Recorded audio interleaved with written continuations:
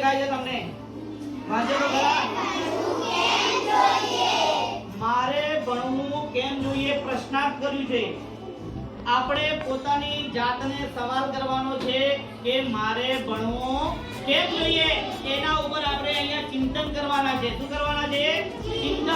તો મારે ભણવું કેમ જોઈએ, તો કોઈ કહી છે મને કે મારે ભણવું કેમ જોઈએ? ભાઈ કોઈ એકાદો વિદ્યાર્થી ઊભો થાય અને કે જિંદગી સુધારી શકું, હું ભણીને મોટી પોલીસની નોકરી લઈ શકું, ગુનેગારને પકડી શકું ને જેલમાં બંધ કરી શકું.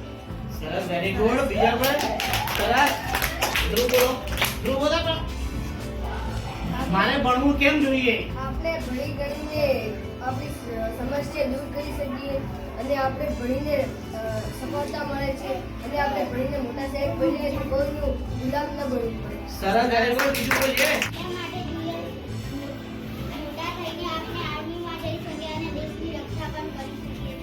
સરસ, વેરી ગુડ. તમે તમારા પ્રતિભાવ છે, તમારું ચિંતન રજૂ કર્યું. પણ મારે ભણવું કેમ જોઈએ એ સવાલ ઉપર ભણવું એટલે શું ભાઈ? લેખન, વાંચન અને ગણન. અત્યારે હાલ નિપુણ ભારતનો કોન્સેપ્ટ ચાલે છે ને ભાઈ?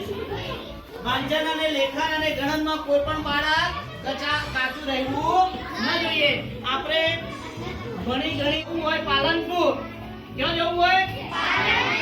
બસ સરસ મજાની આવી હોય અને એનું બોર્ડ લખેલું હોય, એ બોર્ડ જો વાંચતા ના આવડે તો આપણે જવાનું હોય પાલનપુર અને જતા રહીએ ધાનેરા જતા રહીએ. જો આપણને બોર્ડ ની ખબર હોય તો પણ આપણે એમાં આપણો સાચો રસ્તો નીકળી શકે. પછી કે અહીંયા ભણીને કોઈ બધાને નોકરી મળવાની છે? કંઈક ને કંઈક આપણે ધંધો કરવો પડશે. ગમે તે કોઈ ખેડૂત ખેતીનો ધંધો કરશે, તો કોઈ ભણાવવાનો ધંધો કરશે, તો કોઈ એક ખેત મજૂરી કરશે. ગમે તે ધંધો કરવો પડશે ને. પછી વસ્તુની તમારે આપણે કરવી છે.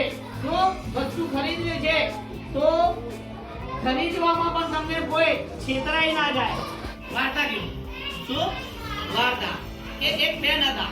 શું બેને એક કે ચોપડી ભણેલા. હવે બેન હતા બહુ શોખીન. કેવા?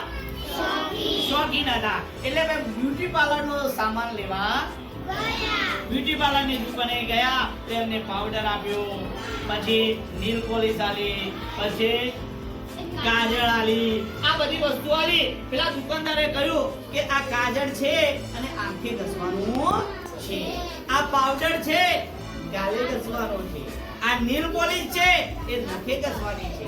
આ બેન તો બધી ડબ્બીઓ થેલામાં લઈ અને ઘરે આવ્યા અને એમના માસીની છોકરીને કે છોકરાનું લગ્ન હતું. આ તો બેન તૈયાર થવા ગઈ.